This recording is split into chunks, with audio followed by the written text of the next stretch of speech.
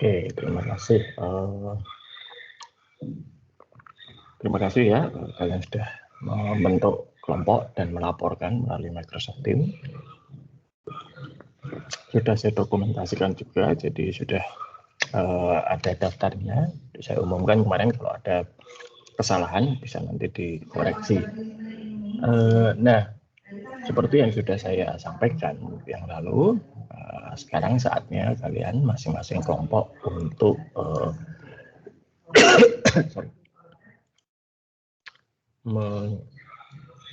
menyatakan gitu ya, di sistem apa yang akan dibuat. Oh iya, sebelumnya setiap kelompok sudah saya beri nomor ya. Nomor ini adalah sebagai identitas. Tidak berarti urutan, tidak berarti prioritas, tapi sebagai identitas dalam artian nanti kalau memanggil itu bisa mudah ya. Cukup dengan nomor kelompoknya saja. Sedangkan masalah urutan itu ya tidak selalu dari nomor yang terkecil atau terbesar dulu ya. Itu mungkin saja dilakukan secara random. Oke, tapi untuk hari ini kita urut dulu dari kelompok 1 ya. Fidelis Bayu Himawan, Muhammad Rizky, Bernardo Sinaldi, dan Natasha Intan. Silahkan, ini mau sistem apa yang akan dibuat kelompok 1?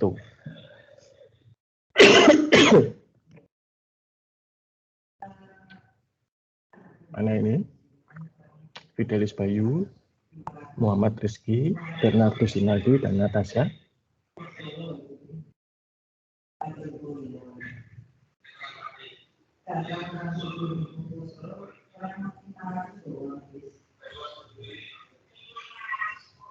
Fidelis Bayu ada, Muhammad Rizky juga ada, kan?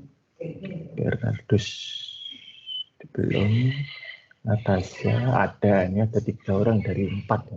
Apa yang akan kalian buat? Kelompok 1.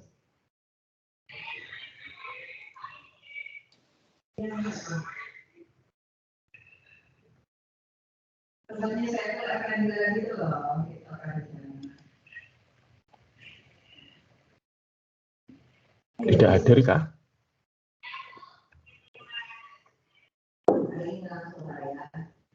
Kelompok 1. Iya, hadir, Pak. Nah, ya apa ini yang akan dibuat sistemnya? Kemarin tuh rencananya mau membuat untuk mengkonvert file yang di Excel terus diekspor ke namanya Loiverse, Pak. Kayak semacam Kan saya sudah mengatakan harus sistem informasi akuntansi. Itu transaksi akuntansi apa kalau mau convert file Excel seperti itu?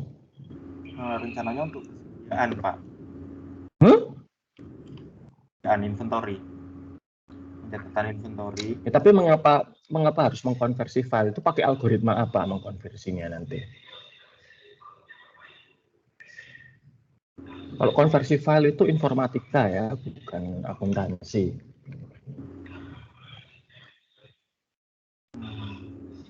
Sebentar ya Pak, maaf saya kurang Kalau akuntansi itu ya, harus ada di SIA. Kan saya sudah mengatakan, lihatlah ke SIA, 5 siklus transaksi.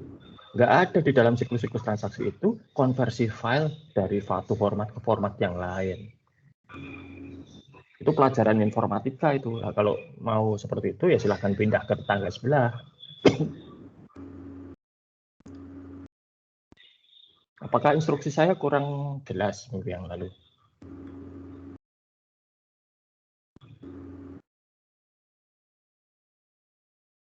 Ya sudah. Kelompok 2, Christopher Marlo Sumesi, Ananto Suganda, Nugroho Suganda, dan Edi Andri Tarigan.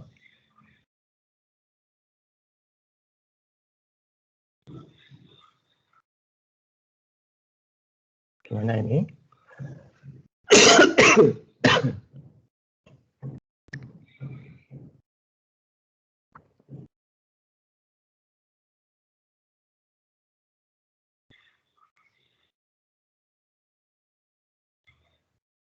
kelompok 2.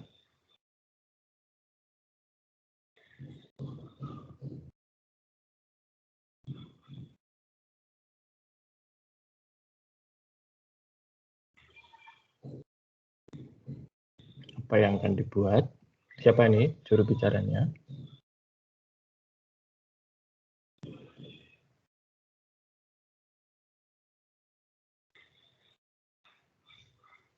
Nggak ada juga. Ini kalau nggak ada ya sudah nggak ada tugas loh ya. Dan nggak ada nilai. Sudah saya lewati kelompok 3. Adrian Loisandro Girsang, Giskia Mortaris Berutu, Ripka Palutananda, dan Teresia Hiateluma. Mana ini? Ya Pak, pagi Pak. Ya, apa sistemnya yang akan dibuat, Mas? Rencana kami Pak, rencangan pemesanan secara pemesanan dine-in menggunakan barcode di Ichiban Sushi Pak. Jadi pemesanannya melalui barcode Pak. Maksudnya melalui barcode itu bagaimana? Coba diceritakan. Kita Pak, kalau misalnya memesan sushi atau Pak dine-in maupun take away Pak di Ichiban Sushi, kita men-scan barcode, terus menu itu tampil di layar HP gadget kita Pak. Loh, berarti sudah ada sistemnya. Sudah Pak. Sudah Pak. Nah, ngapain dibuat? Oh. Nah, yang belum ada dong. Namanya saja mengembangkan sistem kan sesuatu yang belum ada. Masa ya sudah ada mau dibuat lagi ya untuk apa? Oh, yang belum ada ya Pak? Lah ya jelas kalau ya kalau yang namanya mengembangkan kan sesuatu yang belum ada. Itu bahasa Indonesianya dapat berapa sih dulu? Oh, oke Pak.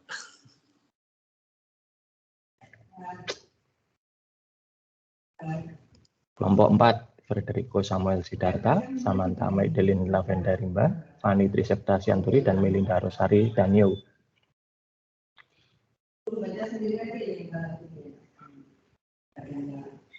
Mana ini? Pagi.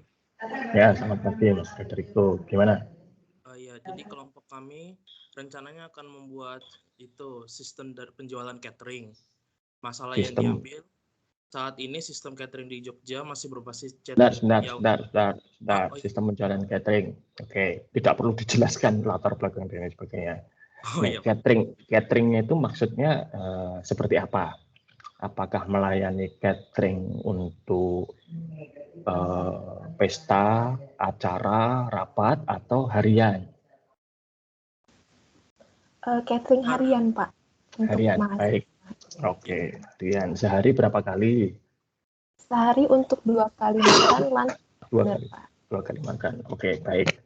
Ini pelanggannya mau instansi atau individu? Individu untuk mahasiswa di Jogja. Oh, spesifik ya, mahasiswa gitu.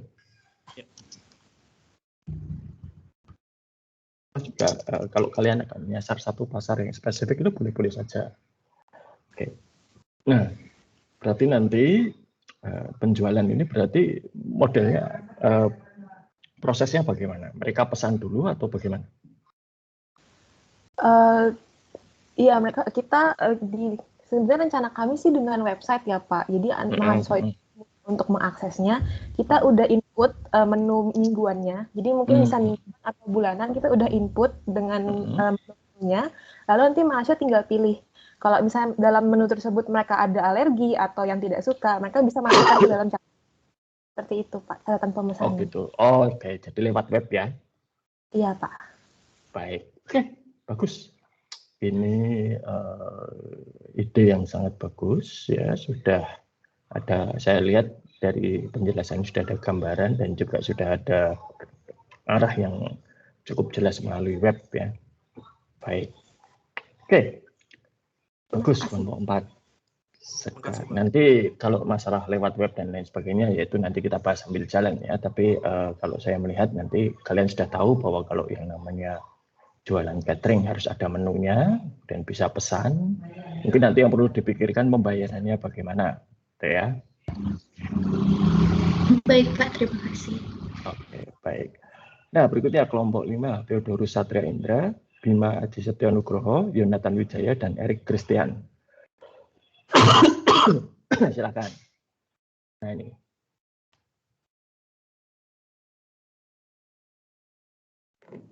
Kalau kelompok kami ini Pak, kan ini mencoba sistem, belum tahu sistemnya, belum tahu kepastian untuk sistemnya apa. Tapi kalau dari gambaran kelompok kami ingin menggunakan sistem kayak kan sistem koperasi untuk memudahkan UMKM untuk menggunakan dari jasa koperasi kami Pak, gitu. Oke, lah jasa koperasinya itu apa? Seperti untuk Nah, kayak kalau bingung sistemnya apa, kita bicara transaksinya dulu. Nah, sistemnya apa? Jasanya apa? Sorry. seperti untuk meminjamkan uang seperti itu Pak. Kalau dari Simpan pinjam ya. Ya, betul. Berarti koperasi simpan pinjam. Oh, baik nih, bisa. Oke, berarti nanti mulai dari ada nasabah mengajukan pinjaman, disetujui, dicairkan, lalu nanti mengangsur gitu ya? Ya, betul. Pencairan. Nah ini nanti akan ada jaminannya enggak? Kalau untuk ada jaminannya, pastinya ada, tapi dengan semaksimal mungkin untuk memudahkan dari calon nasabah biar dia bisa untuk tertarik dan menggunakan jasa kami, Bu. Maksudnya gimana? Saya nggak paham. Ada Pak, ya kalau untuk jaminannya pasti ada, cuman untuk sistemnya dari cuma belum tahu bagaimana nantinya ya, gitu. Pak. Oke. Sekarang begini ya, kalau yang namanya simpan pinjam gitu ya, atau kredit lah gitu ya, meminjamkan, itu harus selalu ada jaminan bahwa yang bersangkutan itu nanti bisa membayar. Ini dasar sekali di manajemen keuangan. Salah satunya itu kan kolateral gitu ya, jaminan dari 5C kalau saya nggak salah ingat. Nah, di beberapa koperasi seperti misalnya koperasi karyawan di Atma Jaya itu jaminannya adalah potong gaji. Jadi selama si karyawan ini tidak dipecat, dia masih bisa melunasi, dan itu nanti potong gaji otomatis setiap bulan.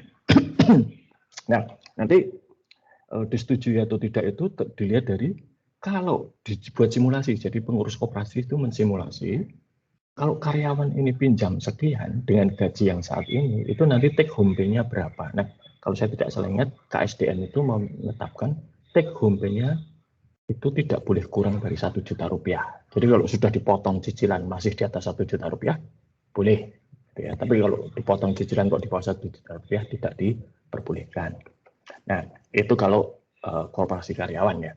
Tapi kalau koperasi lain, nah pinjaman ini saya nggak tahu nanti apakah masuk ke dalam sistem atau tidak. Jaminan itu nanti ada ekstra urusan. Pertama adalah terkait dengan yang namanya fidusia. Ya, itu ada aturannya tersendiri. Jadi ada hukumnya ya mengenai jaminan fidusia namanya. Dan itu misalnya begini, kalau kalian pernah lihat ada orang kredit motor, ya, motornya ditarik oleh pemberi kredit, itu sebetulnya tidak boleh, ya menurut aturan. Yang terjadi adalah kalau misalnya si nasabah ini tidak membayar cicilan sampai batas waktu tertentu, maka si pemberi pinjaman itu harusnya menggugat ke pengadilan. Ya, tidak boleh langsung motornya diambil, itu nggak boleh. Ya, itu. Nah, itu pertama. Jadi masalah itu. Yang kedua, ini nilai pinjaman. Ya, apalagi kalau kok nilai angsuran. Salah. Nilai jaminan, sorry. Nilai jaminan kan menentukan nilai pinjaman. Nah, itu butuh penilai. Kalau motor baru sih gampang, atau mobil baru gampang, barang baru itu gampang lah. Ya. Tapi kalau barang second atau misalnya jaminannya tanah, nah itu kan harus dinilai dulu. Berapa? Dulu rumus zaman almarhum ayah saya masih bekerja untuk BRI ini zaman sekian puluh tahun yang lalu ya. Kalau ada orang akan mengajukan kredit ke BRI itu, misalnya dinilai pinjamannya, maka dari nilai pinjaman itu hanya akan diakui, jaminan itu hanya akan diakui 70%. Jadi misalnya saya menjaminkan tanah seharga 1 miliar. Maka dari 1 miliar itu hanya akan diakui BRI sebesar 700 juta sebagai nilai jaminan. Kemudian kreditnya itu maksimal hanya boleh 70% dari nilai yang diakui. Jadi 70% dari 700 juta tadi. Ya, sekitar 400 berapa. Nah, kenapa seperti itu? Kenapa kok tidak diakui penuh ya? Karena nanti yang namanya nilai barang itu kan bisa naik turun ya. Itu untuk supaya BRI tidak rugi pada waktu itu. Nah, nanti silahkan dipikirkan masalah itu ya. Kelompok 5. Siapa? Oke. Baik, sekarang kelompok 6. Inosensia Ngepateti, Jenita Fiona Diviani, Yunisa Cahyani, dan Irena Deborah Tomasoa. Silakan. Baik, Kak. Selamat pagi.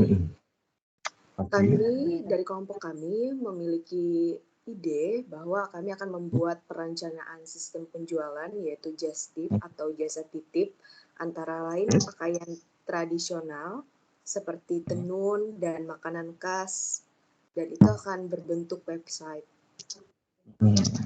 Seperti itu, Pak. Oke, penjualan jasa titip ya. Ini berarti dalam negeri ya? Oke. Iya, Pak. Kami khusus di daerah Jogja dulu, Pak. Oke, daerah Jogja saja ya. Iya, betul, Pak. Oke, baik. Oke, kalau ini malah justru tidak ada masalah ya. Berarti kan nanti pembeli bayar dulu gitu ya? Iya, betul, Pak. Sesuai dengan pesanan. Bayar dulu, dibelikan, baru dikirim gitu ya? Iya, betul, Pak. Oke, ya.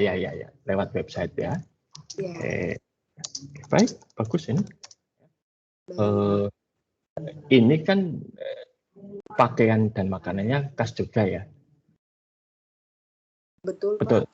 Oke. Iya, betul. Pembelinya dari mana? Pembelinya dibatasi dari... enggak?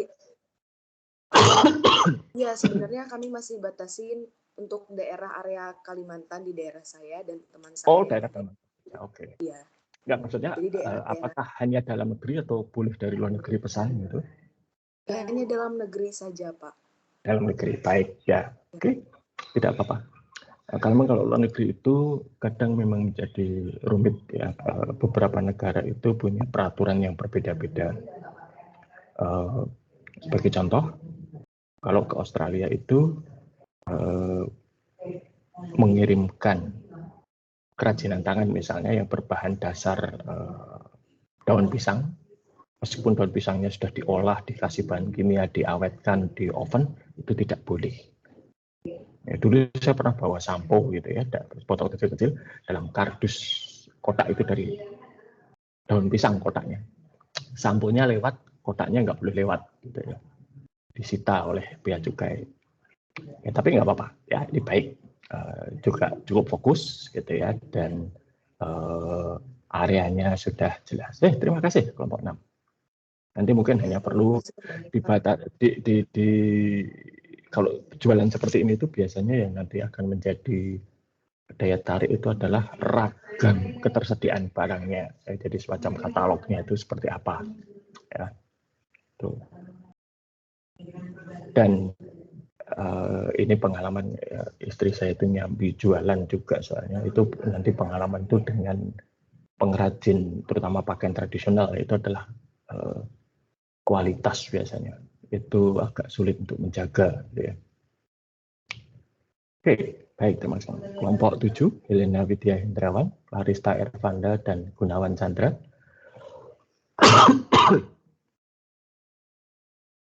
Kami kelompok 7 rencananya akan membuat sistem penjualan laundry, Pak. Jasa laundry. Jasa laundry. Oh, baik. Coba diceritakan idenya bagaimana. Ide kami pertama pesan dari web. Setelah itu datang kurir untuk ngambil di rumah minimal 3 kilo. Oke. Pada saat kurir datang dikasih tahu baju mana yang luntur, mana yang tidak. Oke. Atau ini mau dipesan cuci sendiri atau enggak? Atau digabung? Itu sendiri itu.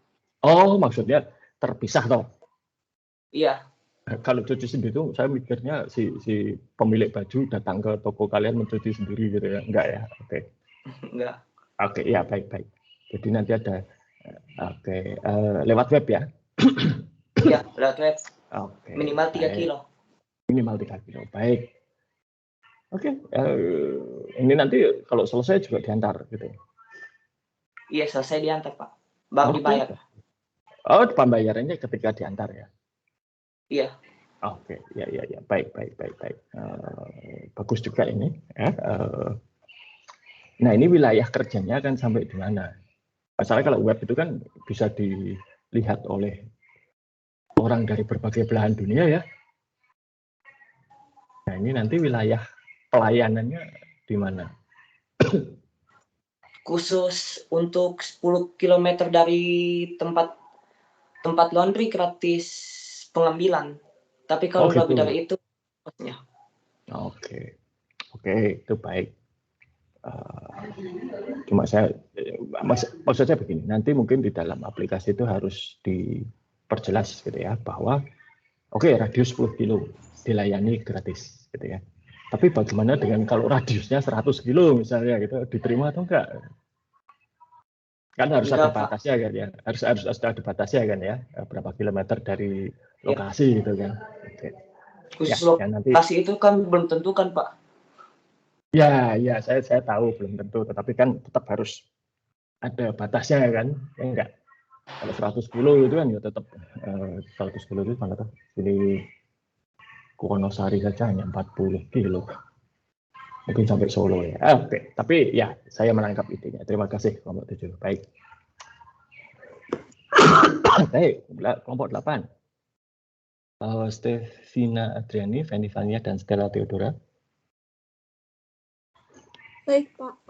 Jadi kelompok kami ingin membuat sistem pencatatan barang gitu, Pak. Jadi pencatatan keluar masuk barang itu dicatat. Lalu kalau ada suppliernya dicatat juga siapa. Oh, ini persediaan berarti ya? Iya. Oke. Mutasi persediaan ya? Iya. Ini perusahaannya apa? Perusahaan manufaktur, dagang? Kayak perusahaan kelontong gitu Pak Mini. Oh, eceran ya? Iya. Oke. Jadi persediaan di situ. Jadi nanti, nah kalau persediaan itu berarti nanti harus ada fitur untuk manajemen persediaan. Misalnya bisa tahu mana barang yang harus dipesan, ya, pesannya kepada siapa. Kemudian karena kelontong itu kan berarti nanti ada makanan minuman ya. Iya. Nah itu nanti akan ada masalah pada kadaluarsa. Nah itu harus diperhatikan mana makanan-makanan yang menjelang kadaluarsa. Nah untuk makanan sebenarnya ada dua tanggal gitu ya. Satu tanggal kadaluarsa. Kalau tanggal kadaluarsa ini sudah terlewati itu tidak disarankan untuk dikonsumsi. Ya. Tapi ada juga yang mencantumkan itu namanya best before. Sebaiknya dikonsumsi sebelum. Apakah kalau lewat dari best before tidak boleh dikonsumsi? Boleh. Tetapi tidak akan sebaik kalau dikonsumsi sebelum best before. Misalnya permen gitu ya. Best before-nya tanggal 2 Maret. Kalau dikonsumsi tanggal 1 Maret masih manis. Tapi nanti lewat 2 Maret tanggal 5 Maret misalnya, ya masih manis, tapi tidak semanis kalau tanggal 1 Maret. Gitu ya. Atau minuman bersoda, kalau sudah lewat best before itu kadar sodanya menurun, sehingga tidak sesegar kalau yang sebelum best before. Tapi masih aman untuk dimakan. Nah, kadang itu orang tidak bisa membedakan best before dengan kadaluarsa. Itu dua hal yang berbeda ya. Hanya saja memang biasanya untuk main aman, pemilik toko kelontong itu best before dan kadaluarsa disamakan gitu ya. Daripada nanti dirahasia Badan POM gitu ya. Oke, lalu juga nanti kalau makanan minuman itu yang perlu diperhatikan, ini saya tahu karena adik saya punya warung gitu ya. Itu adalah ada toko-toko itu yang supplier itu yang kalau ada yang barang best before itu boleh ditukar dengan yang lebih fresh gitu ya. Atau tidak akan ditukar, tapi nanti disupport untuk menjual. Jadi misalnya, oh ini ada makanan yang sebulan lagi kadaluarsa best before ya, atau kadaluarsa, maka akan diberi bonus sehingga nanti harga misalnya ada 10 unit barang, oke, tak kasih 10 unit lagi, gitu kan? Beli satu gratis satu, sehingga harganya hanya 50% dibanding gitu ya. Nah seperti itu bisa. Ya, ada yang sama sekali nggak mau tahu, ya sudah itu ya. Urusan si toko gitu ya. Nah ini nanti perlu diperhatikan gitu ya, kelompok 8.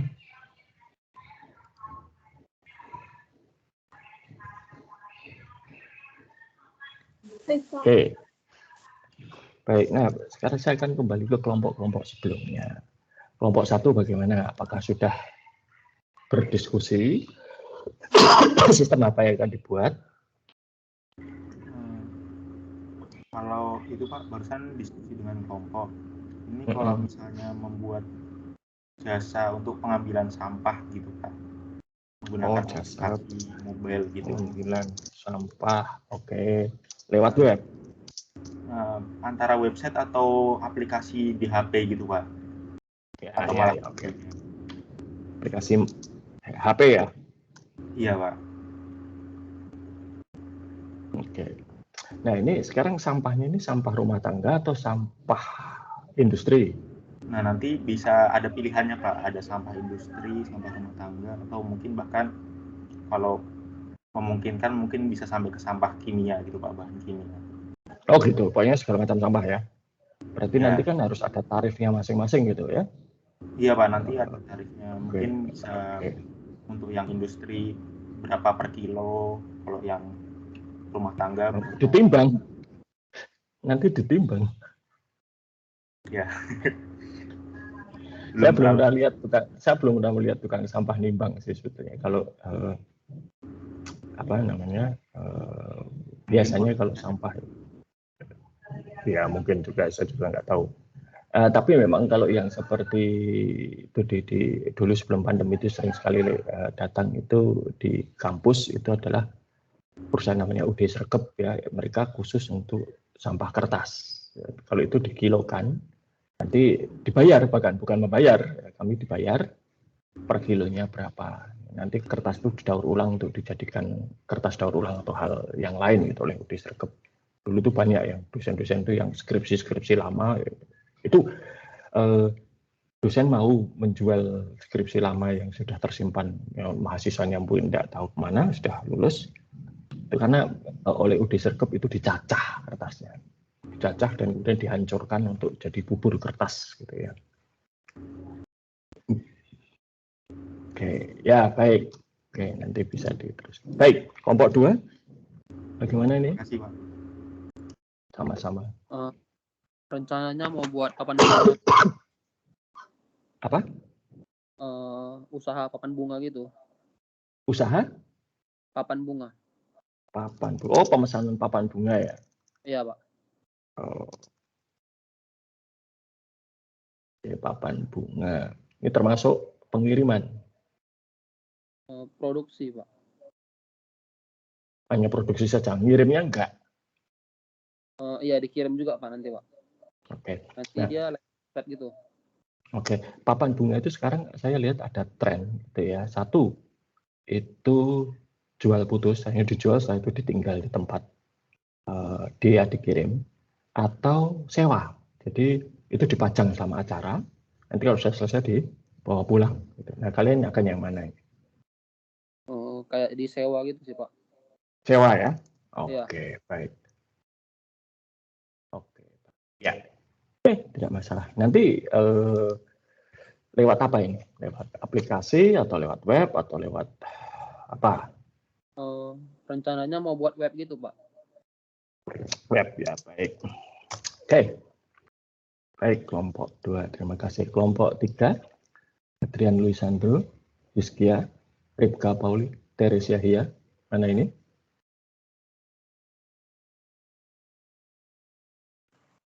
Ya, halo Pak. Ya, gimana Mas Hizkia?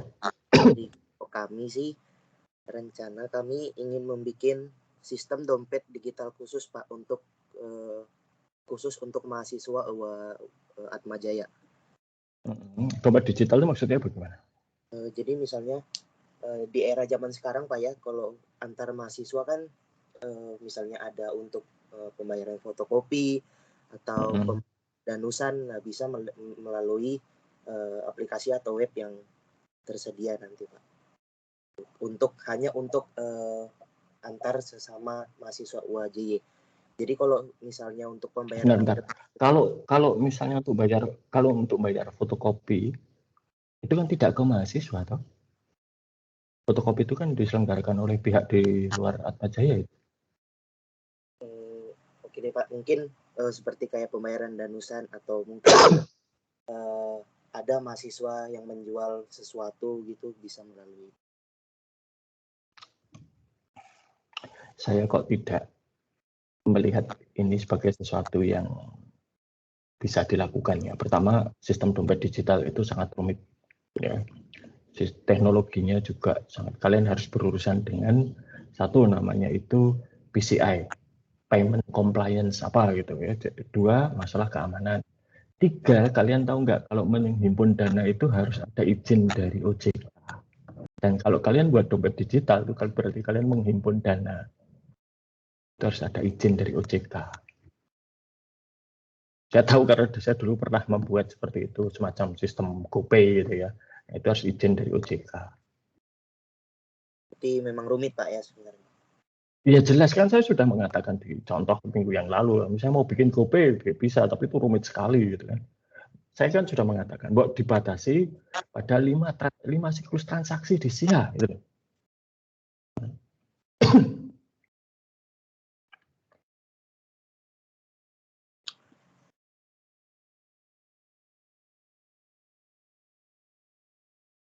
Ini kan sudah seminggu yang lalu ya. Tadi saya tanya, kalau kelompok 1 itu mending ya. Tadi saya tanya, mereka sudah punya ide, hanya idenya terlalu ruwet. Kalian tadi saya tanya nggak menjawab. Sekarang begitu menjawab, idenya iya tidak masuk akal sih menurut saya.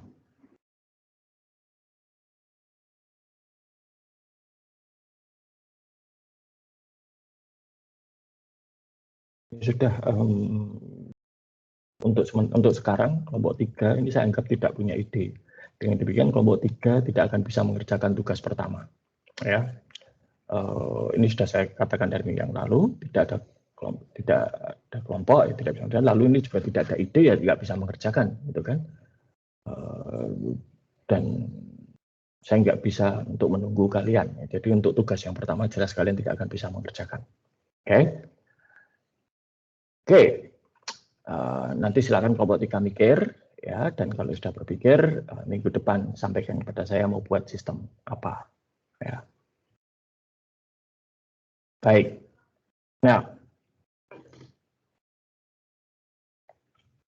jadi nanti saya sudah meninggalkan tugas di situs kuliah untuk kelompok, kecuali kelompok 3 ya. Dan sudah, tapi belum saya set kelompoknya, ya, karena mau saya pastikan dulu hari ini gitu ya, bahwa kelompoknya memang sudah benar, tidak ada kesalahan, tidak ada yang keliru. Saya tulis masuk ke kelompok lain atau belum dapat kelompok. Nah, jadi nanti tugasnya di sini nanti terkait dengan materi kita hari ini. Ya. Oke, kita lanjutkan saja ke materi kita hari ini, yaitu mengenai sumber dari software atau the origins of software. Oke, saya share screen dulu.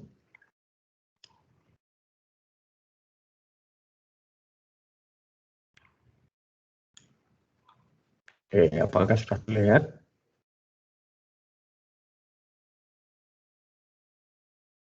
Apakah slide-nya sudah terlihat? Sudah, Pak. Sudah terlihat, Pak. Oke, terima kasih, terima kasih. Ya, jadi sumber dari software. Ya.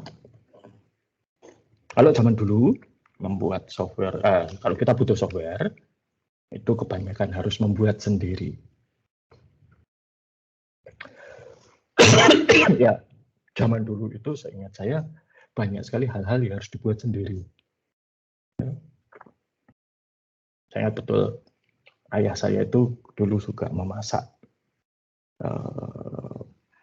masakan ya semacam mie dan lain sebagainya. Kalau ada satu bahan yang menjadi favorit keluarga kami namanya kekean, gitu kan. Nah, itu ayah saya dulu biasanya buat sendiri karena jarang-jarang ada yang jual.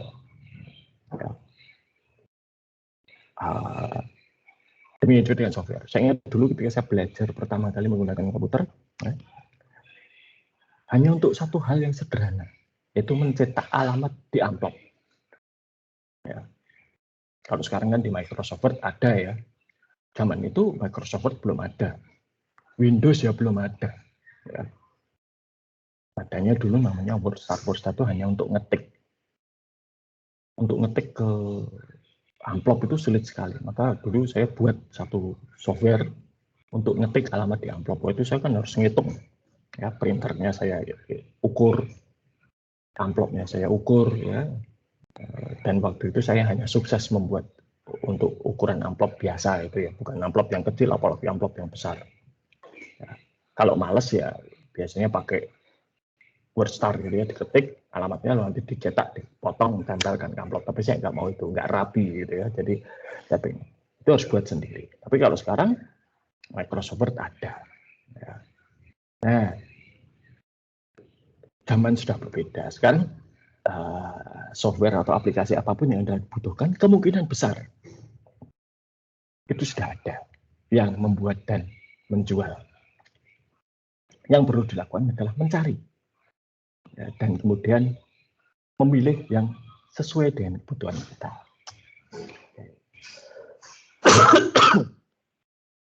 Tren yang sama juga terjadi pada perusahaan. Banyak perusahaan, terutama perusahaan-perusahaan yang bisnis utamanya bukan IT, itu melakukan alih daya atau outsourcing. Jadi apa itu outsourcing atau alih daya? Mengalihkan satu atau lebih fungsi atau pekerjaan di dalam suatu organisasi kepada pihak ketiga. Misalnya kalau di Atmajaya, yang dialihkan ke pihak ketiga itu adalah keamanan. Bapak Ibu Satpam yang berjaga di kampus kita itu bukan karyawan Atmajaya.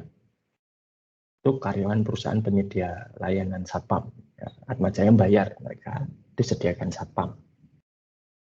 Atmajaya tidak perlu merekrut Satpam, tidak perlu menggaji Satpam, tidak perlu memikirkan nanti pelatihannya bagaimana, tidak perlu karirnya nanti jadi Satpam biasa, lalu kepala Satpam, nggak perlu dipikirkan.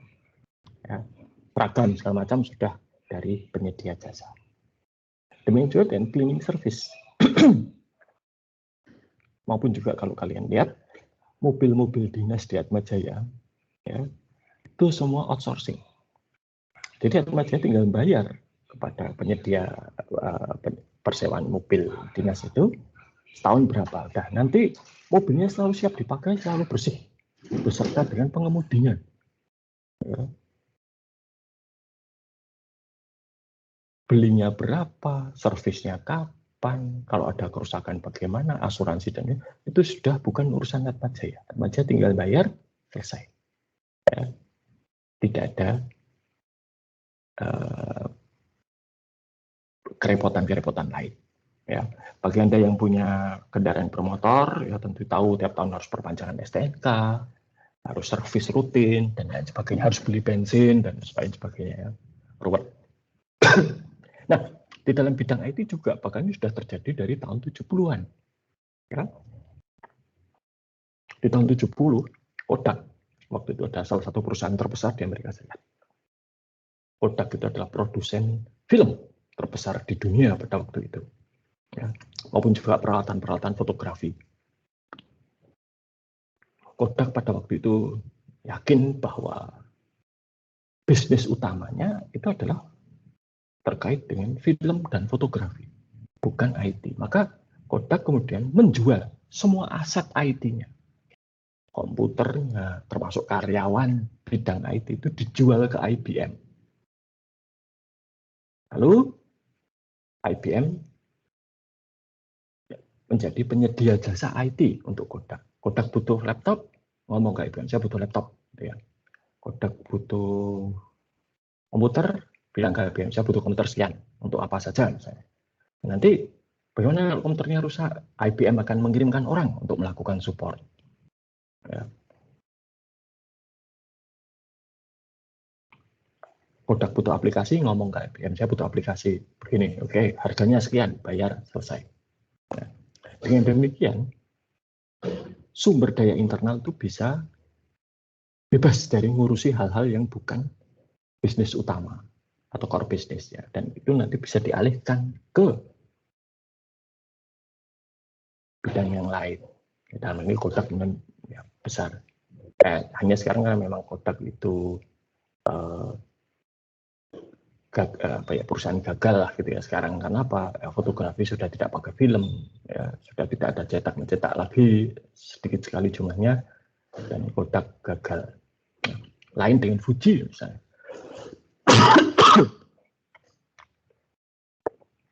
Fuji Film itu dulu saingannya Kodak, ya. Tapi Fuji ini tahu bahwa industri fotografi itu bergeser ke digital. Ya mereka berusaha untuk bergeser ke digital, tapi ya pasti kalah, gitu kan. Maka kemudian Fuji itu beralih ke satu bidang yang sama sekali berbeda dengan bisnis utamanya. Oke, ada yang nggak tahu nggak? Ada yang tahu nggak sekarang Fuji itu bisnis utamanya apa? Coba saya tanya Bima Aji Setionugroho. Mana ini Mas Bima Aji Setionugroho?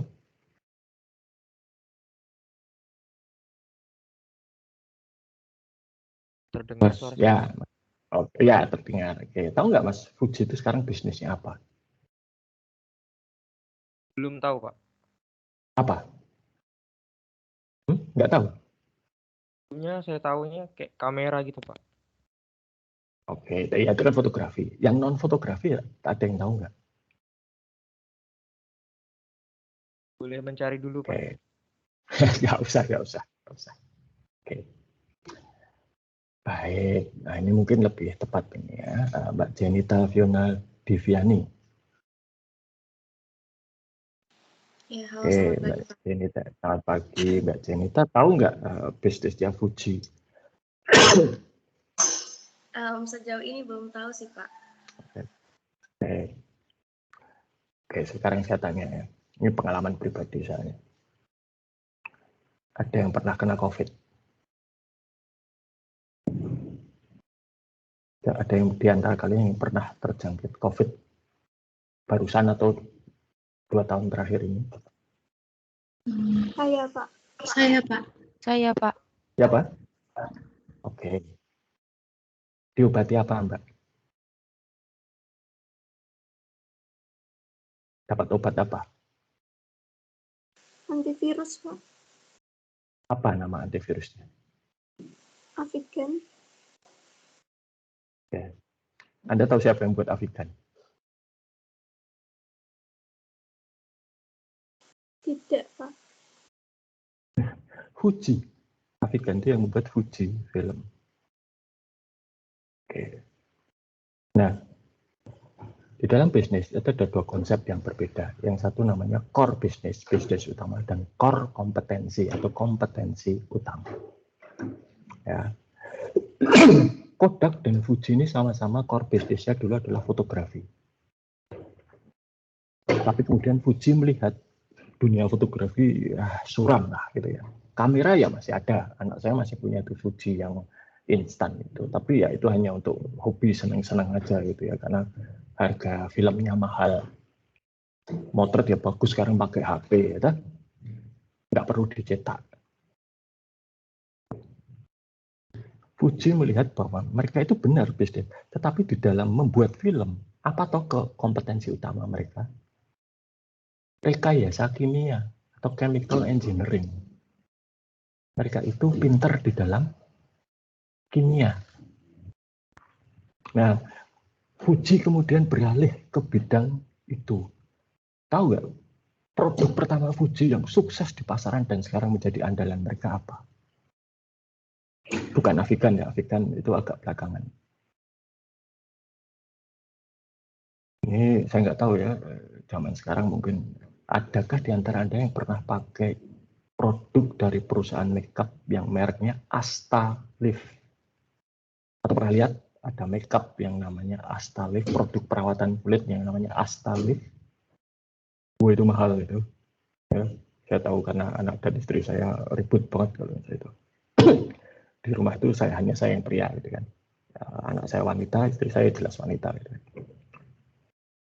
Astalift itu adalah produk untuk perawatan kulit.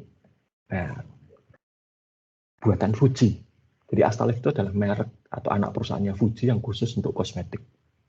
Nah, bagaimana caranya? Ternyata Fuji itu menemukan bahwa bahan kimia yang digunakan untuk melindungi film supaya tidak rusak itu bisa digunakan untuk mencegah kerusakan kulit manusia. Karena sama-sama melindungi dari sinar ultraviolet.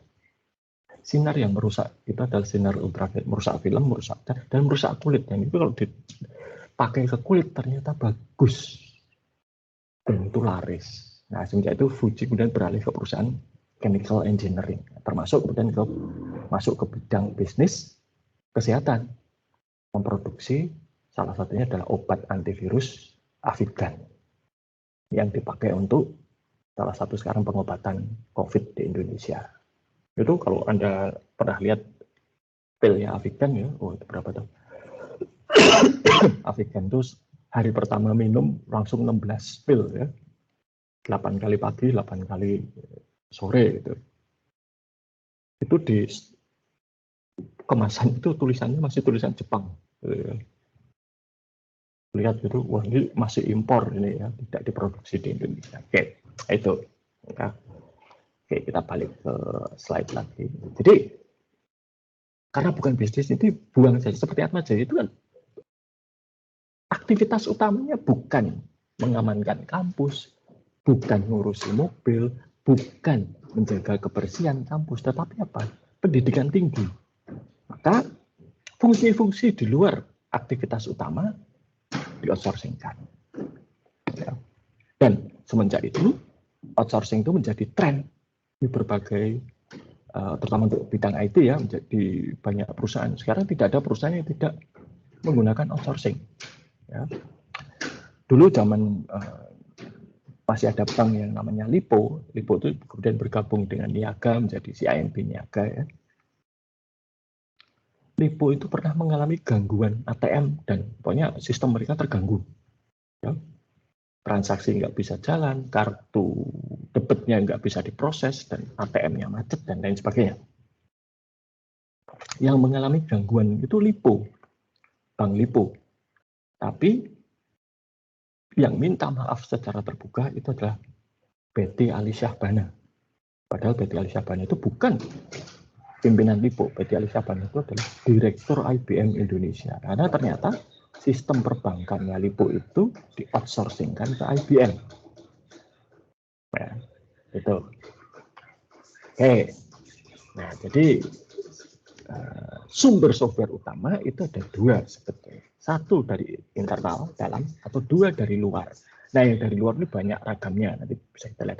Jadi kalau dikategorikan itu ada 6 kelompok. Ya.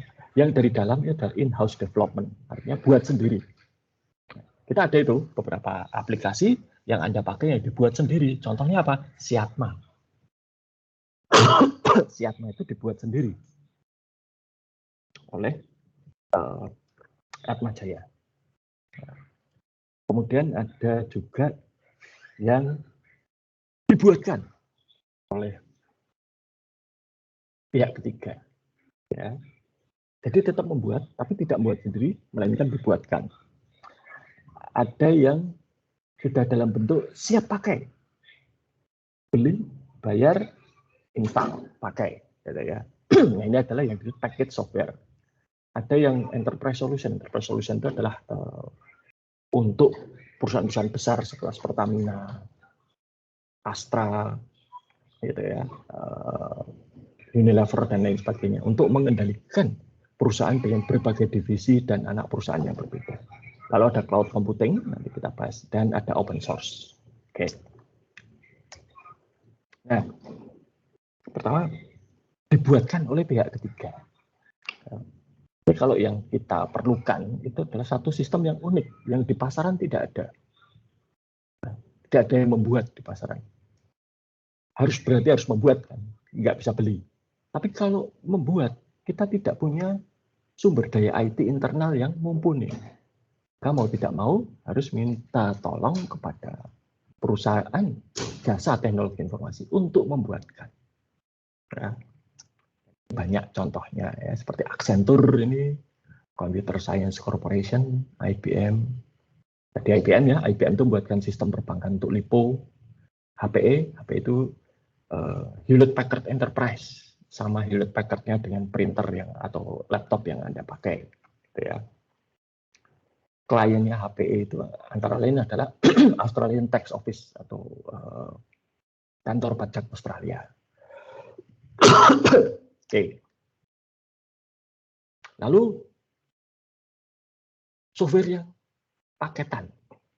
Paketan di sini artinya ya kita tinggal pilih, bayar, install, pakai. Semua aplikasi yang ada di Play Store atau App Store di smartphone atau tablet Anda masuk kategori ini. Lalu juga tentunya ada Microsoft Office, ya, Microsoft Windows. Kita tinggal pakai.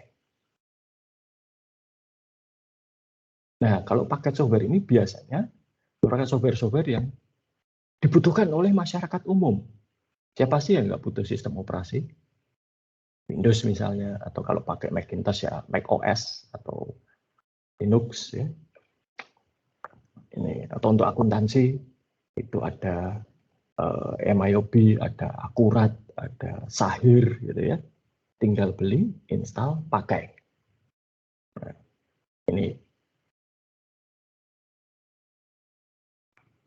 banyak ini penyedia jasanya ya. Microsoft.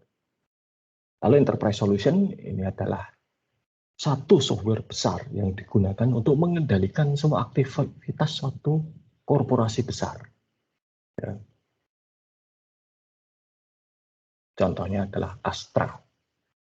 Ya, jadi misalnya Astra itu menjual satu mobil, langsung nanti Astra Credit Company, Toyota itu menjual satu mobil, Astra Credit Company siap memberikan kredit. Nanti Garda Auto siap menyediakan asuransinya. Lalu bengkel resminya siap untuk servis. Nanti untuk Astra Auto Part siap untuk mensuplai suku cadangnya. Nah, bagaimana mereka semua bisa tahu?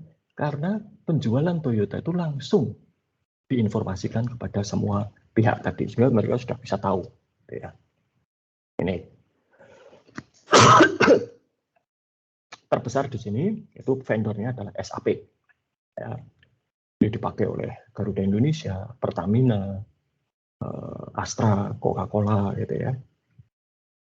Bahkan pemerintah Indonesia itu juga menggunakan ERP. Setahu saya sekitar 8 tahun yang lalu, 8 atau 7 tahun yang lalu lah ya gitu. Kementerian Keuangan itu menggunakan ERP yang namanya Oracle Business Suite dari Oracle. Ya. Oracle Business Suite itu digunakan untuk pengelolaan APBN. Ya, gitu. Lalu cloud computing, ini Anda tahu ya. Cloud computing itu apa? Cloud computing itu adalah penyediaan sumber daya komputasi, termasuk aplikasi, media penyimpanan yang bisa diakses melalui internet. Contohnya apa? Ya, kita lihat saja. YouTube. Ya, Anda bisa bikin video, diunggah ke YouTube, dan setelah itu dari manapun oleh siapapun bisa diakses. Tidak perlu install YouTube di laptop, tidak perlu install YouTube di smartphone atau tablet. Buka saja browser, ketik youtube.com, pilih video, putar, selesai. Nggak perlu mikir bagaimana installnya, bagaimana pemeliharaannya, dan lain sebagainya. Nah, cloud computing ini sekarang juga menyediakan jasa komputasi. Ya. perusahaan-perusahaan besar sekarang sudah mengalihkan sebagian besar infrastruktur komputasinya ke cloud. Nah, cloud itu juga memberikan insentif yang menarik. Kenapa? Karena kalau infrastruktur komputasi normal itu berarti perusahaan harus membeli server misalnya. Perusahaan harus beli, dan beli server itu tidak mudah. Karena server itu tidak seperti kalau kita beli laptop atau desktop ya, yang ada siap dijual, itu enggak. Server itu harus pesan. Setelah pesan harus dirakit dulu, dites dan segala macam, baru kemudian dikirimkan. Nanti datang, nggak bisa langsung dipakai, harus dipasang, di setup, diinstal, dites lagi, ya. Sehingga kalau beli server itu 6 bulan saja bisa jalan, itu sudah bagus. Ya. Oke. Nah, kalau kita punya server, kita punya aset tetap, berarti kita melakukan investasi kan, berarti kita menanggung biaya tetap. Itu apa? Minimal depresiasi. Server katakanlah masa ekonomisnya 5 tahun, berarti selama 5 tahun harga perolehan server itu harus didepresiasi. Belum lagi kemudian biaya operasional, listrik, dan lain sebagainya. Ya. Nah, dengan cloud computing tidak ada lagi masa tunggu. Seperti untuk nanti jam 10 itu saya ada kelas manajemen basis data, saya pakai basis server ya. Tapi servernya saya tidak beli sendiri, saya menyewa dari Amazon. Cara nyewanya sama. Daftar, pilih paket yang diinginkan, bayar, selesai. Dalam hitungan 5 menit servernya sudah siap. Bandingkan dengan 6 bulan. Saya juga nggak perlu mikir kalau servernya rusak, sudah diurus Amazon. Saya nggak perlu mikir listriknya, sudah diurus Amazon. Sehingga cloud computing ini membuat investasi infrastruktur IT yang tadinya itu adalah adanya biaya tetap dan biaya variabel, berubah sama sekali menjadi hanya biaya variabel. Bayangkan kalau tadi beli satu server nggak cukup, beli lagi, butuh 6 bulan lagi. Kalau dengan Amazon bagaimana? Tinggal, satu server nggak cukup, ya sudah tambah satu server lagi. Klik kayak kalau kalian beli di Tokopedia gitu ya. Klik, bayar, selesai. Dalam hitungan menit servernya siap. Kalau bisnisnya menurun, punya 2 server ternyata yang kepake hanya 1. Kalau model lama, server yang 1 nganggur, lalu mau diapakan? Dijual, nggak bisa. Tapi kalau pakai Amazon Web Service, usernya tambah server 1. Bulan depan ternyata menurun. Ya sudah, bulan depan nggak nyewa 2, tapi nyewa 1. Selesai. Jadi modelnya ini banyak digemari. Ya. Oke. Ini banyak ya. Lalu open source. Open source itu kalian open source itu intinya adalah software itu lisensinya bebas. Jadi software itu ada lisensinya, ya. Izin pakai. Dan lisensi software itu cukup ruwet. Sebagai contoh ya, kalau kalian membeli motor, setelah motor itu lunas dibayar, mau diapakan saja boleh kan? Dipakai sehari-hari bisa nggak? Bisa. Dipinjamkan teman boleh nggak? Boleh. Disewakan nggak akan ada yang protes. Ya. Dibakar ya monggo saja. Diwariskan, dijual lagi silahkan. Tapi kalau software tidak bisa seperti itu. Coba kalian kalau install software itu dibaca lisensinya. Apa yang boleh dan tidak boleh dilakukan dengan software itu. Sebagai contoh ya, kalian beli laptop, ada Microsoft Windows-nya, resmi. Lisensi legal bukan bajakan. Kalau laptop itu kalian sewakan, itu melanggar hukum, melanggar lisensi. Kenapa? Karena lisensi yang datang bersama laptop itu biasanya adalah lisensi personal. Hanya boleh kalian sendiri yang pakai. Tidak boleh dipindah tangankan. Tidak boleh disewakan. Karena untuk disewakan itu ada lisensi lain yang harganya tentunya berbeda dengan kalau lisensi personal. Ini ya, beda dengan motor tadi ya.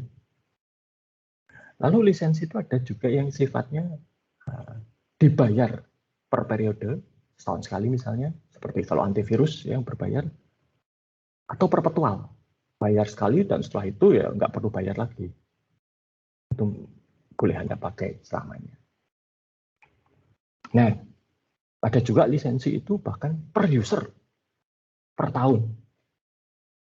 Macam-macam. Ya. Kalian bisa lihat nanti.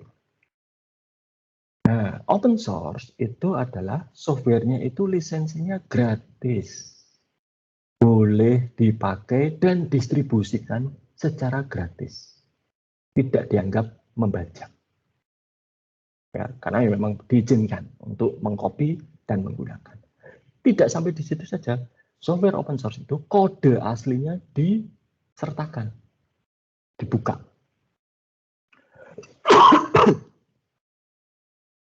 Jadi kalau saya melihat, oh ada satu software open source, gitu ya, misalnya dipakai di mata kuliah saya manajemen basis data, MySQL. Oh, ini kok MySQL ini kok kalau di komputer saya kok lambat ya.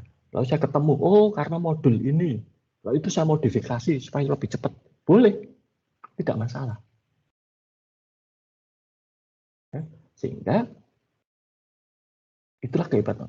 Dan kalau modifikasi itu otomatis modifikasinya juga berlisensi open source. Jadi harus saya umumkan.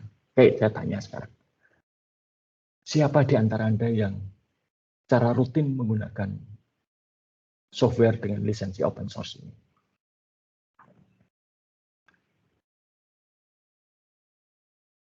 Theodorus Satria, Indra, Prasta, nah ini?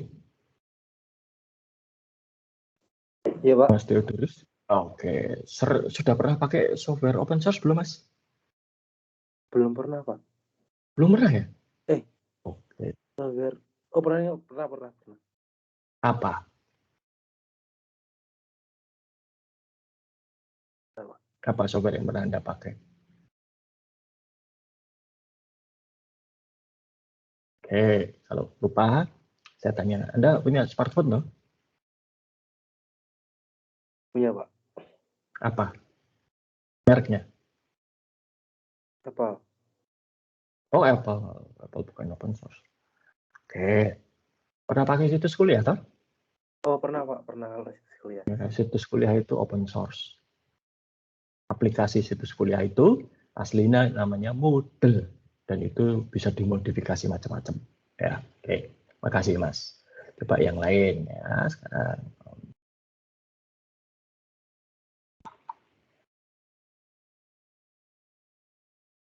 Samantha Madeline Lavenda. Mana ini, Mbak Samantha? Ya. Pernah pakai software open source? Selain Moodle belum pernah, Pak. Smartphone Anda apa, Mbak? Samsung. Samsung apa? Samsung Galaxy Note. Oke. Ya, berarti Anda pernah pakai. Karena Android itu adalah open source. Ya.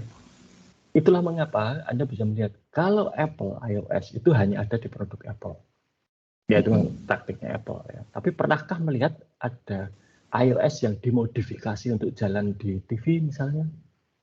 iOS jalan di kulkas misalnya? Nggak ada.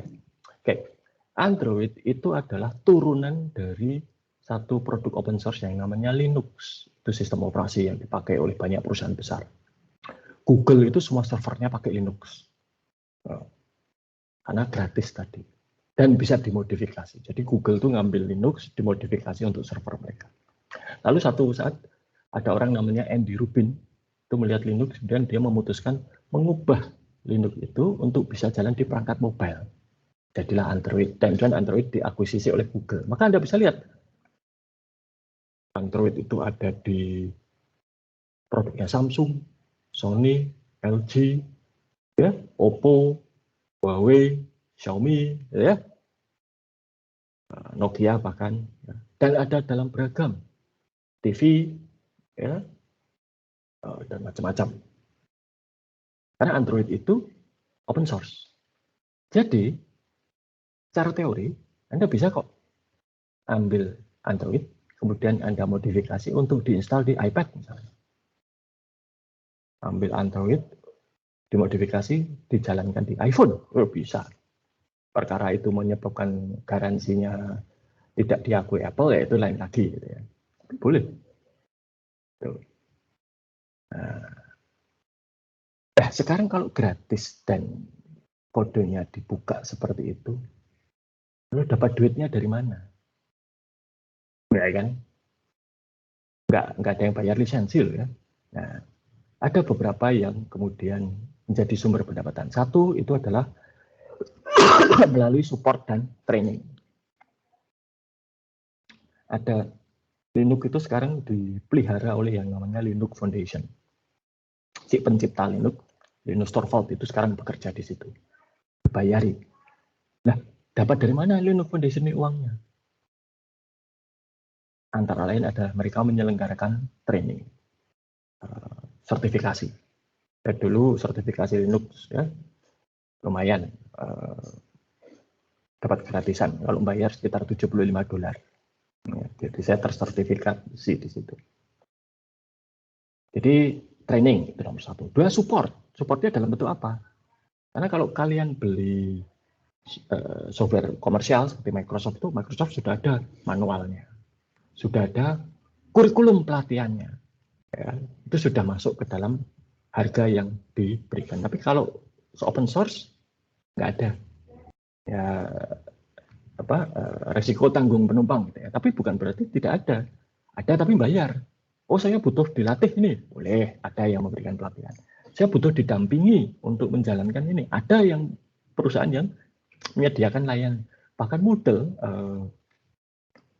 situs kuliah, aplikasi situs kuliah yang kita pakai Moodle itu juga ada perusahaan yang siap untuk memodifikasi Moodle untuk institusi tertentu.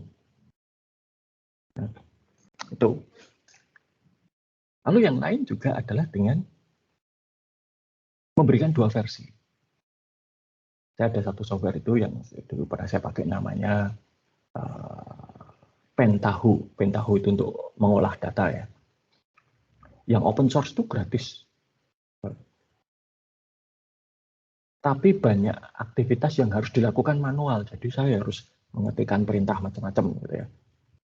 Nah, kalau pengen yang otomatis ya ada, tapi yang otomatis ini tersedia di versi berbayar. Bukan versi yang gratis. Yang saya pakai untuk kelas nanti jam 10, MySQL, itu free. Tapi ada keterbatasan. Ya, hanya bisa dipakai untuk organisasi kecil. Begitu organisasinya besar, nggak kuat dia. Versi yang kuat untuk organisasi besar berbayar. Itu. Atau, nah ini cara yang lain lagi, seperti yang dilakukan Google. Kalau kalian lihat di smartphone Android Samsung, Sony, ya itu kan LG, Nokia, itu kan ada Google Play Store ya, ada Google Search, betul ya. Nah itu nggak gratis. Jadi untuk setiap unit Samsung Galaxy Note termasuk punya Mbak Samantha tadi ya, terjual, Google itu terima duit dari Samsung. Nah, maka kalau Anda lihat sekarang, semenjak sanksi terhadap Huawei itu diperlakukan oleh pemerintah Amerika Serikat, smartphone Huawei yang baru itu tidak ada Google Play Store-nya. Diganti oleh toko aplikasinya Huawei sendiri. Ya, itu. Dan kalau kalian ke Cina, RRC ya, kalian akan melihat banyak smartphone berbasis Android, tapi tidak ada layanan Google. Kenapa? Ya karena kalau pengen layanan Google itu harus bayar ke Google. Ya, untungnya yang bayar, ya Anda yang bayar sih lewat harga beli itu ya, tetapi Anda tidak harus bayar ke Google. Anda cukup bayar ke produsen nanti akan bayar ke Google. Nah, itu cara untuk mendapatkan uang. Oke. Nah, kembali lagi ke sini. Ya, jadi itu. Dan banyak lagi yang lain. Ya. Firefox sudah pernah pakai mungkin gitu ya. Nah, jika software yang dibutuhkan itu sangat unik, tidak ada di pasaran, dan sifatnya itu mungkin cukup sensitif, maka ya tidak ada cara lain selain membuat sendiri. Apalagi kalau organisasi tersebut punya departemen IT yang mumpuni. Ya.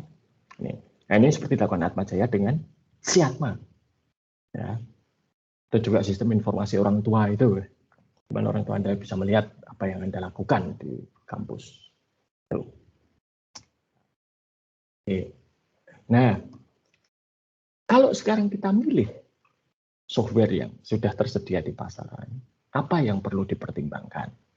Satu tentunya biaya. Ini nggak ada yang lain. Ya.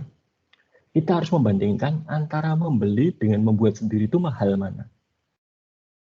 Yang paling murah lah yang dipilih. Dan pada umumnya, membeli itu lebih murah. Coba sekarang dibayangkan. Kalau lisensinya Windows 11 misalnya, itu berapa harganya? Seingat saya sekitar 1 juta berapa gitu ya. Anda saya beri uang 10 juta, bisa nggak membuat Windows 11? Kemungkinan besar tidak bisa. Karena apa? Windows 11 itu adalah kerja kelompok. Microsoft punya ratusan programmer. Ratusan ahli di bidang software engineering ya, untuk mengembangkan Windows. Itu pun Microsoft butuh waktu beberapa tahun. Ya. Maka 10 juta nggak akan cukup. Ya, sehingga jelas, membeli dalam hal ini kalau kita butuh sistem operasi, membeli lebih murah daripada membuat sendiri. Ya. Tapi ada, ya zaman dulu yang membuat sendiri ya si Linus Torvalds itu. Ya, Linus Torvalds itu membuat sendiri sistem yang dia butuhkan. Kenapa? Tidak ada di luar. Pasaran nggak ada. Ya, ini. Lalu kedua, ya, dibandingkan fungsionalitasnya. Apakah software di pasaran itu bisa memenuhi? Kalau saya butuh untuk ngetik, pakai apa? MS Word memenuhi tidak? Kalau misalnya Macintosh mungkin pakai Apple Writer, memenuhi atau tidak? Ya. Dan support dari vendor. Ya. Kalau Anda beli produk Microsoft itu supportnya luar biasa. Ya, mulai dari manual, baik tercetak maupun online, gitu ya. Ada kurikulum pelatihan, ada kurikulum untuk sertifikasi dan lain sebagainya, lengkap. Ya. Oke. Lalu juga berikutnya fleksibilitas. Ya. Seberapa fleksibel itu? Misalnya, boleh diinstal di berapa komputer? Ya, bisa diinstal di mana saja. Kalau saya pernah punya antivirus itu Kaspersky, ya, bisa diinstal di smartphone, tablet, atau komputer biasa. Ya. Dan dokumentasi tentunya. Ya. Oke. Nah, bagaimana kalau misalnya kita perlu software yang besar tadi? Ya, cara mengevaluasinya bagaimana? Nah, ini saya akan tunjukkan satu contoh. Ya. Mungkin ada yang bertanya-tanya. Kalau toh kita itu membeli, mengapa kok mata kuliah ini masih ada? Analisis dan perancangan sistem. Gitu kan? Karena membeli itu kan kita juga nggak bisa sembarangan. Kan? Sederhananya Anda mau beli baju, beli celana. Satu, Anda sudah harus tahu kan ukuran celana Anda itu berapa. Betul nggak? Betul ya? Model yang Anda inginkan, jenis kainnya, warnanya, kisaran harganya harus sudah tahu kan? Kemudian harus dicoba segala macam. Demikian juga kan? Kita mau beli software. Ya, memang membeli. Kita nggak perlu develop gitu ya. Tapi kita tetap perlu melakukan analisa untuk menentukan yang apa.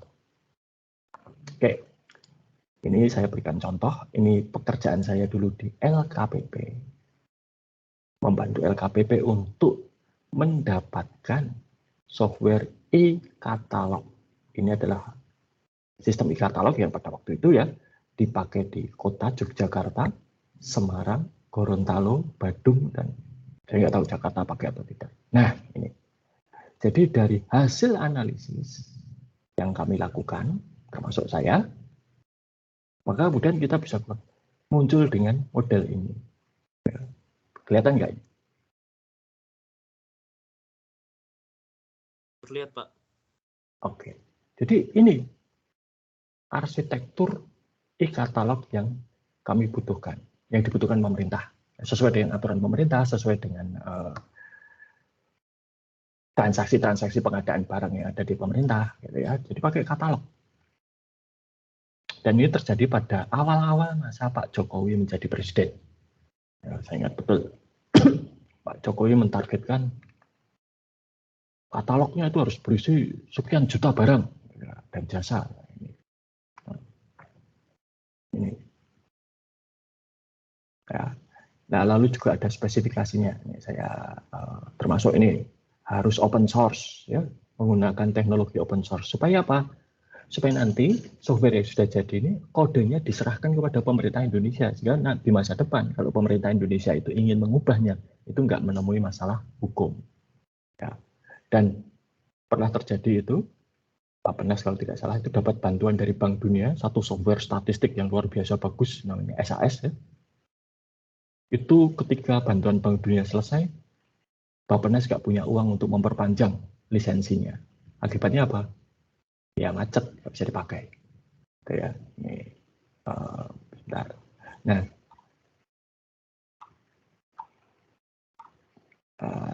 jadi setelah dilakukan analisis pun kami kemudian muncul dengan ini loh, sistem yang nantinya itu dibeli harus punya fitur-fitur seperti ini. Misalnya login, ya, loginnya seperti apa?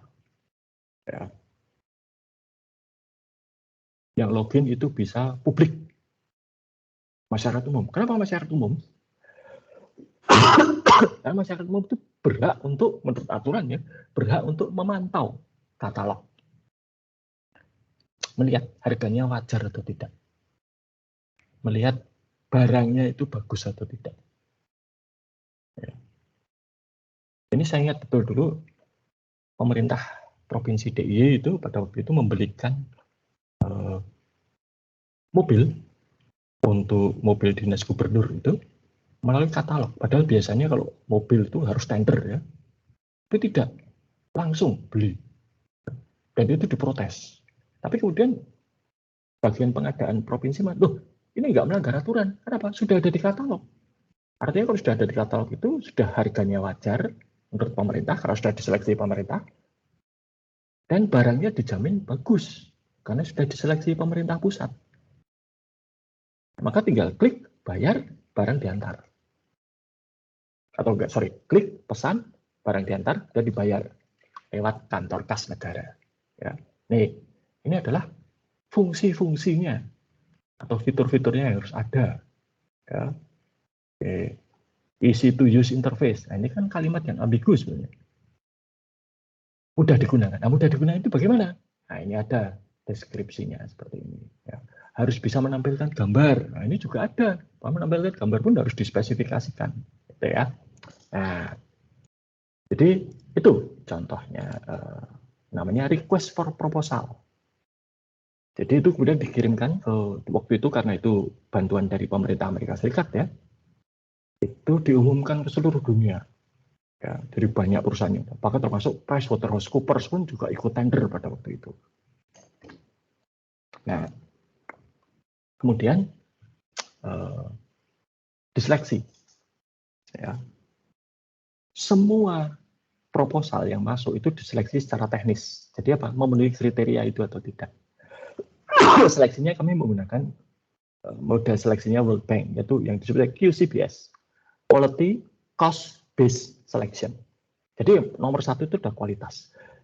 Kualitas itu dinilai dan nilainya proporsinya 60 sampai 70%. Kemudian baru biayanya. Proporsinya antara 30 sampai 40%.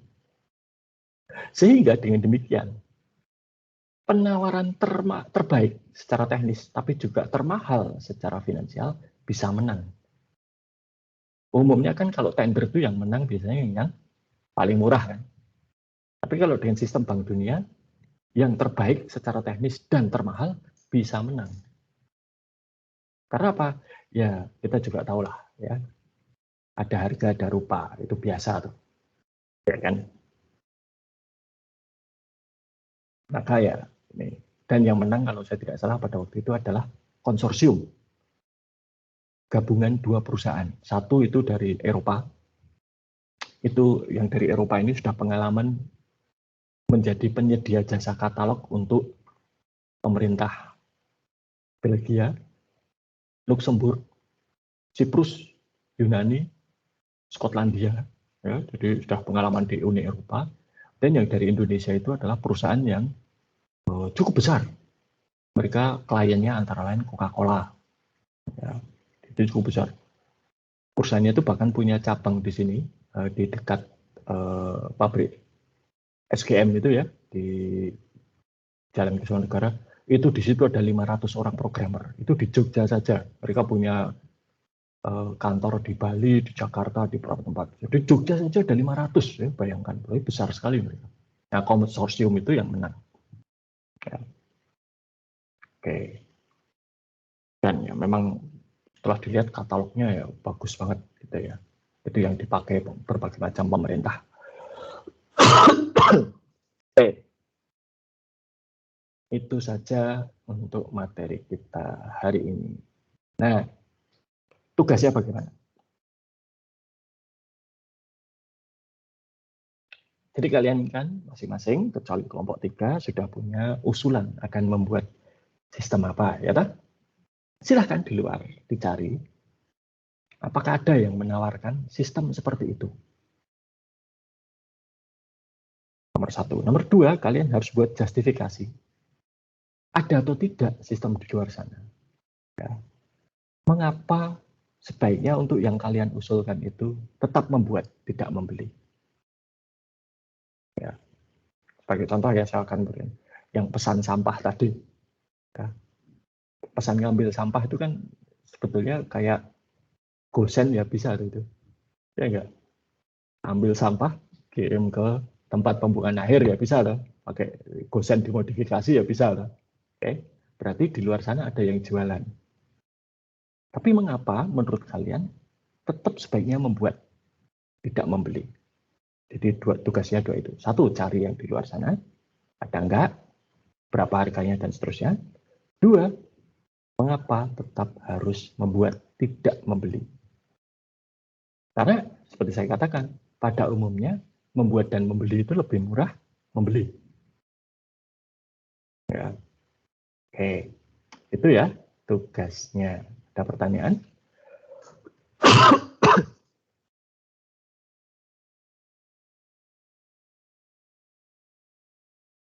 Sudah jelas, Pak. Baik, terima kasih. Oke, kalau tidak ada pertanyaan, saya kira cukup sekian ya, dan sampai jumpa pada perkuliahan berikutnya. Selamat pagi.